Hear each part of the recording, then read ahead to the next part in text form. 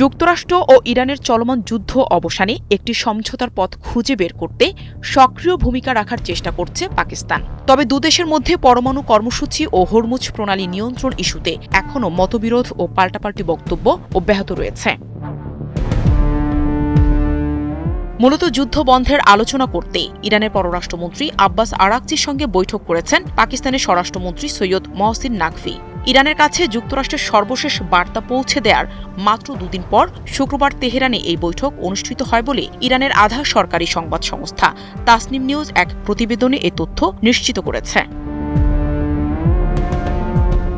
প্রতিবেদনে বলা হয়েছে, যুদ্ধের অবসান ও দুপক্ষের মধ্যকার দূরত্ব কমিয়ে একটি সুনির্দিষ্ট রূপরেখা তৈরির লক্ষ্যেই পাকিস্তান এই আলোচনার উদ্যোগ নিয়েছে। যদিও ইউরেনিয়ামের মজুত এবং হরমুজ প্রণালীর নিয়ন্ত্রণ নিয়ে ওয়াশিংটন ও তেহরানের মধ্যকার মূল বিরোধগুলো এখনও কাটেনি।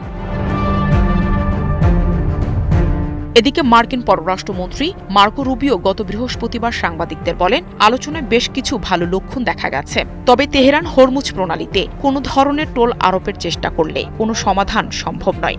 বিশ্বের প্রায় 1/5 তেল ও এলএনজি সরবরাহ এই হরমুজ প্রণালী দিয়েই পরিবাহিত হয়।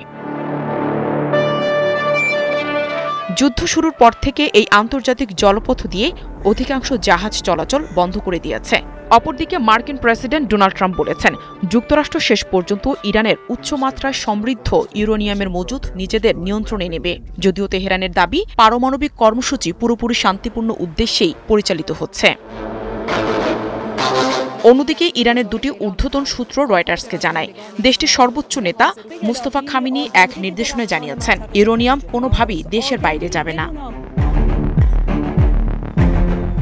নাহিদা রিন্থি, ৭১।